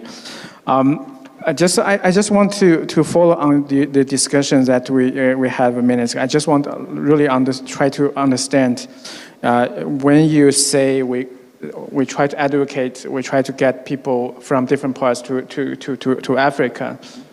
One big barrier is really kind of culture, and they don't know about local, this is my understanding, okay. Local institutions are very different. People usually perceive those places to be politically unstable. There could be conflicts, and a big barrier, especially I think for a lot of investors to consider long-term investments. How do you navigate those complex process and do things over there? So I actually think that the Hong Kong story is a really interesting example. And no matter what you think about the transition from British colonial rule to a special zone to China, Hong Kong has worked. And the Greater Bay Area, the Guangzhou, Shenzhen, Hong Kong is an economic, a business, a educational engine. So it's a pretty exciting example of what I think you can do. I did not say we should put this university in Myanmar. I did not say we should put this university in South Sudan. I would argue right now Kenya is far more stable than is the United States. So in my view, this is actually a place where you can invest, where the educational level is very high, when the opportunities are there. And I do think that, looking a little bit, and again, there are different views on the kind of the colonial legacy in Hong Kong, the British, et cetera, but it's worked. And you all have worked collectively to navigate a path that has led to the phenomenal growth you see in the area. I think that the Kenyan coast, which is the least invested in part of Kenya, right now on the whole coast, 600 miles long, there is a university called Pwani, which means coast in Swahili, in the next town south, Kilifi, and there's Mombasa Tech now down at the southern end. There is no university where we're looking at the northern end, but Kenya is very stable. And Kenya will have some complicated elections next year, but I would say the US has had complicated elections in 2020 and 2024, so I would argue Kenya is a better bet than we are right now, but I still have optimism the US will come back. But I think that, your experience here would be a natural fit. Tsinghua has already said this is a place they want to be. So I do think we have the opportunities to make this work. Great. Then I have more questions, so let me ask more questions. So also during your sharings, you share us with California's experience. But if you will look at beyond California, there are so many states, they have their own policies. Having worked both in the US and understand what is happening in China, what do you see as kind of, if you just think about the green transition process, what do you think is the most kind of similarities and also the biggest differences across those two countries in terms about its pathways to decarbonization and planning for the future? So that's a whole lecture. I mean, and again, learning from how you've made the Greater Bay Area work, I think is an example. When they say the United States is the United States of America, they really mean it, right? 50 states, 50 very different jurisdictions. What's happening on clean energy in California, in Washington State, in New Mexico, in New York State, in Vermont, world leading. What's going on clean energy in Mississippi and Wyoming, not so much, to put it mildly. The more integrated planning that's going on in China, we do not have the political will nor the financial mechanisms to think strategically around high voltage DC lines, as you mentioned, which is a backbone of China's interconnection around solar and wind. That's a real opportunity. The fact that China has currently said there will be no new nuclear inland is a reflection of climate change and the need for water. But now we see companies working on small modular reactors and various technologies. And something I left out of my slides is that I actually think that in 2070, when you guys will be here doing things, I will be retired or worse, I actually think the world is likely to be 70% powered by nuclear fusion, not fission. And right now the world is 0% powered by terrestrial fusion. Of course, solar power is fusion. So the way I like to say it in a very academic, nerdy way is that I think in 2070, the world will be 70% powered by fusion, but half of it will be 150 million kilometers away, meaning solar power. The sun is fusion. We have one working fusion system on the surface of the Earth. That's in Livermore, California. But China and South Korea and England and Germany and many small companies are fusion startups. And they need a mixture of science and business to get some of those to go ahead. So I think that's an area where there's lots of opportunity, there's business opportunity, there's science, but it takes integration, it takes some bold entrepreneurs, because fusion, if you're 0% today, it's a big lift to talk about 35%, right, half of 70, 35% of a technology that does not exist today commercially in 2070. It's not a long run.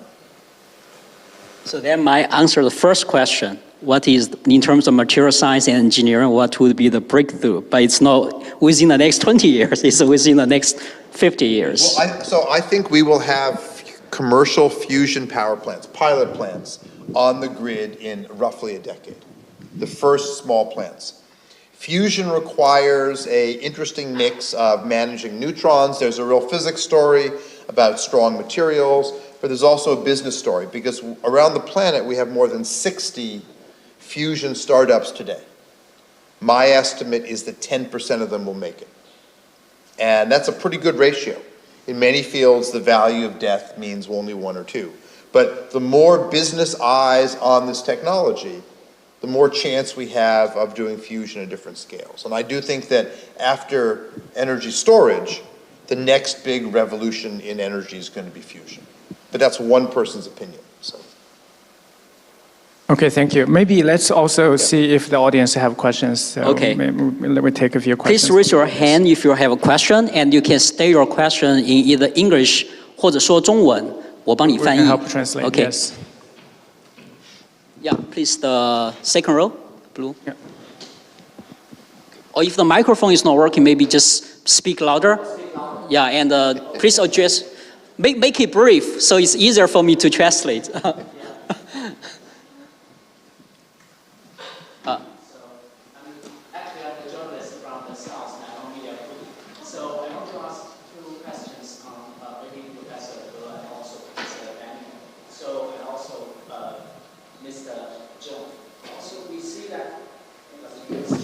This one works. Do you want?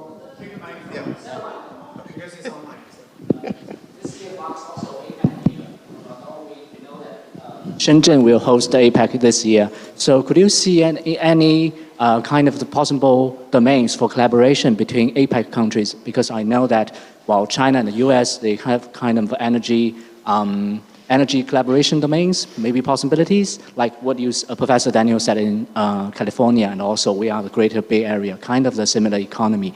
So, and also Australia, they have critical minerals, and also southern APEC countries. So that's the first one. So the second is about a little bit kind of a tense one, because we know Donald Trump, president, has said at Davos that he doesn't seem to know any kind of clean energy in China, and also California Governor Newsom had rebounded back. So how do you see that also President Trump also, he noticed that Venezuelan oil and also Greenland. So what's your comment about that? Thank you. Do you want to start with you on that one? You go first. You go first. Oh, yeah, you go first. Okay. So first of all, let's be honest and frank. The president is wrong. Offshore wind, onshore wind is hugely successful, not only in China, it's hugely successful in Europe, hugely successful in many places. In the United States is number 2 in installed wind capacity. So the president is simply ignorant, or worse. I'll leave it at that. Greenland, Europe has pushed back and said dividing NATO is stupid, and the president is off on some mental adventure. I can't say another word for it. All I will say is that if you want to really know my opinion, I wrote a little letter in 2017. And if you just Google my name and the word impeach, you will get what I really think of not only the president, because if we elected him once and it was a mistake, it was a mistake. But he's the same person now, and the US chose to elect him a second time. So really the sad story is not Mr. Trump, it's people who voted for him a second time. And I really, you know, you're not supposed to say mean things about people in large numbers, but I really, it depresses me to see that people could vote so much against not only their own best interests, but also the interests of a civil society, of a global community.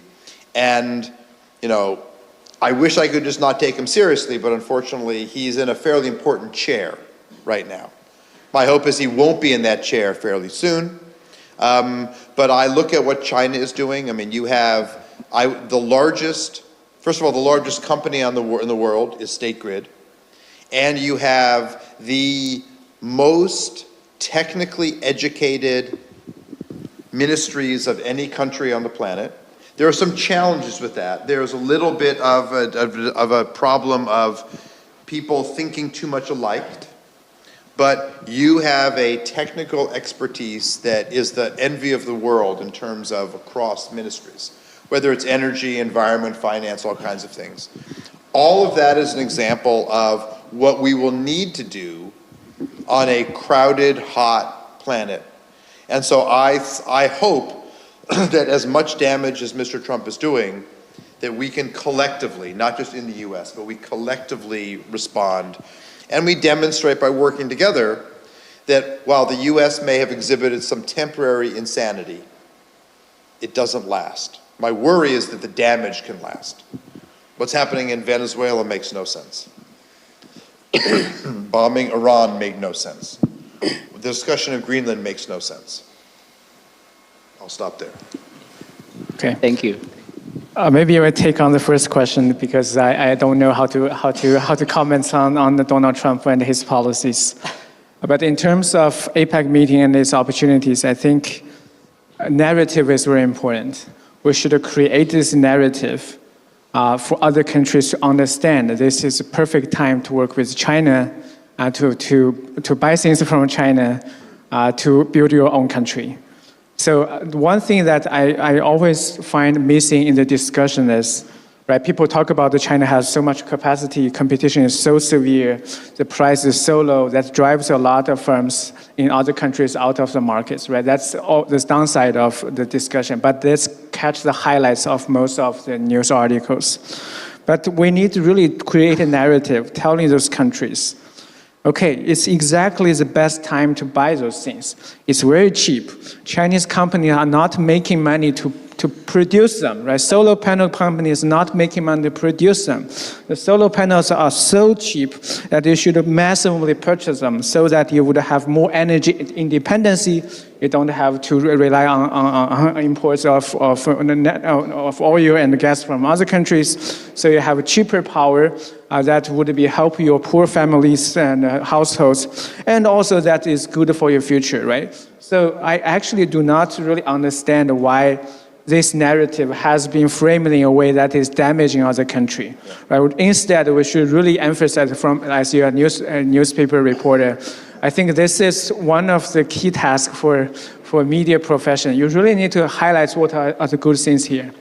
What are good opportunities here? By the way, this is not propaganda. Right. That is simply fact. Even for the US, who doesn't really want to purchase, actually, if they purchase, they would tremendously benefits the households, the economy, and so on and so forth. That part, that's what I think should happen during the APEC meeting. We should create this narrative to allow global leaders and also the news media from across all the countries to discuss those issues. And I guess maybe just to add the one point, I kind of made it in the talk, is that the APEC summit is about bringing together countries, but also companies. And your former Minister of Science and Technology here, Wang Gang, one of the smartest people, I think, involved in energy innovation. He frequently says, countries should cooperate so that companies can compete. I think that's exactly right.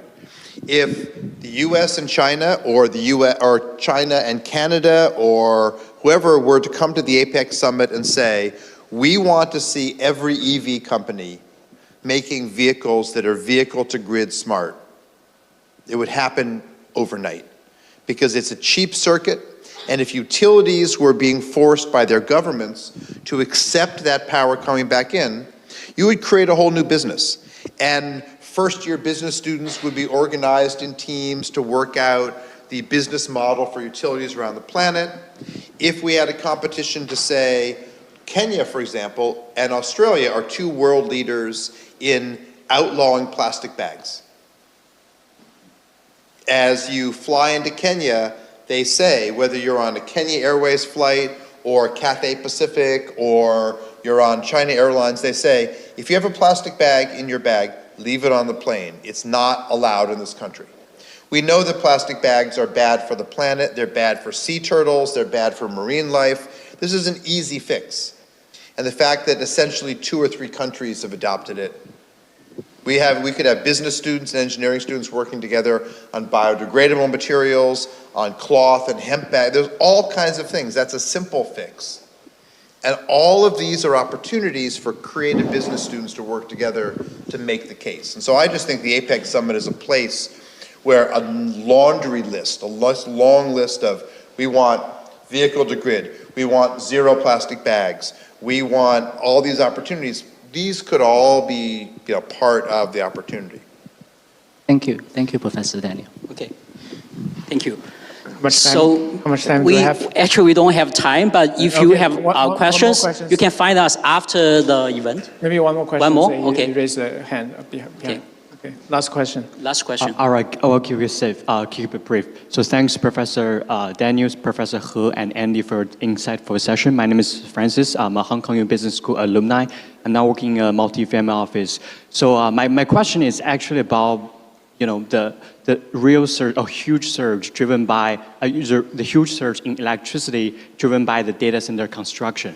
I just wondering out of your views on what's it gonna impact each major country's commitment to the 2030 Commission, and how does the U.S. and China as leading countries to kind of play a role to fill in the gap where we see really, the power shortage right now? That's my question. Thanks. Thank you. So for me, this is it's a great question, but to me, this is a non-issue. The surge in energy is actually what we want, right? We treat the fact that an emerging industry, and we don't know will AI overall be good or bad. If you look at China Daily, lead article today is AI going to be good or bad in terms of jobs? And we don't know, but it's an emerging area that's used in your company, it's used in my lab, you teach it. So in my view, we should be excited that there's a surge in demand for electricity.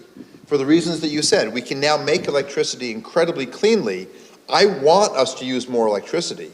So it's a simple fix. Every company that wants to build a data center, their government should simply say, we want you to build it, but you must bring your own generation. Doesn't mean you tap into our fossil gas. It means you want to do generation, build a solar farm, build a wind farm. If your country and your company thinks nuclear is part of it, do small modular nukes. To my view, the surge in demand for electricity is exactly what we want. And the fact that political leaders treat an increase in the quantity we want for a better life as a negative is someone hasn't gotten the memo, right? This is an opportunity.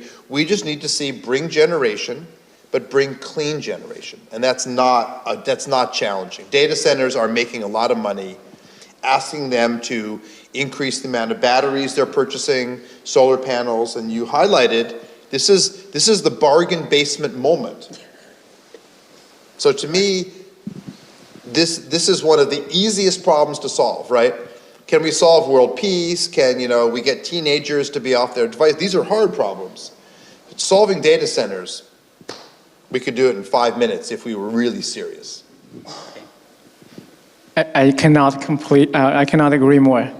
So often also news report ask those questions to me. How do you think about the energy consumption from data centers, AI, and in the last wave it would be crypto mining, right? So they are all very, very kind of energy hungry and they consume a lot of energy.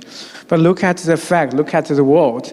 Actually, if you go to Inner Mongolia, a lot of time the electricity price is negative. They have very hard time trying to use the power generated by renewable energy, by the solar panels. Why don't you use this power to do those things that actually can make more profit, right? That's a business model that's coming from massive investment in green energy. So a couple of months ago, I actually write an article that says China should reconsider allowing crypto mining because a couple of features, right? There are good reasons for banning it a few years ago. But by that time, much of energy is from hydro, it's from coal, it's in some places, right, in Mongolia. But now the scope has completely changed. Nowadays, we really have, basically, for solar panel, in economics term, we always say it's marginal cost of producing electricity is zero. Right? As long as you have things set up, basically it costs almost nothing to get more energy.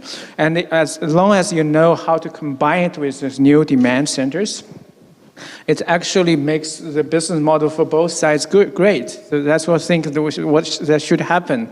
Right? After China banned the crypto mining, actually most of those computing power were forced to migrate out of the country. They went to, mostly go to the US, by the way. Right. US have a couple, at least 6 or 7 listed companies which does crypto mining. Yeah. And now, think about computing power, how much computing power we lost during that policy. And now we actually want a lot of computing power for AI, for big center for training.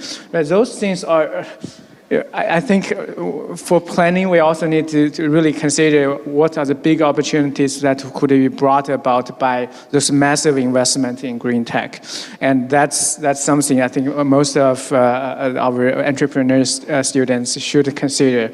What would happen if in one day the electricity price actually becomes zero or even more likely to be negative in a lot of regions? How do you arbitrage opportunities for business? That's something I think I also learned from Professor Daniel today. Great. So before we end, we are approaching the routine of Hong Kong U Business School. So our appreciation of today's very insightful and global vantage point of view. Let's invite the director of Hong Kong U Business School Shenzhen campus, Dr. Adam Yan, to give Professor Dan Kammen a token of appreciation and also the photo session. Professor He Guojun, you also stay on the, yeah. Thank you so much. Okay, appreciate it. This is really nice.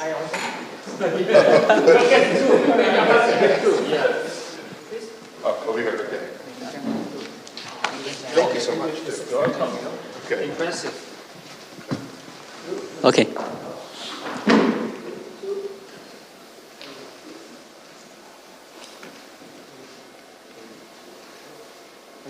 Thank you so much. Really fun. Thank you for the ones joining us today in presence and also online.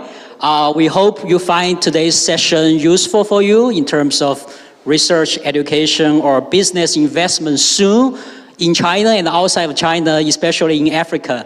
Yeah. So for now, let's end for now, and I hope to see you again in Hong Kong U Business School.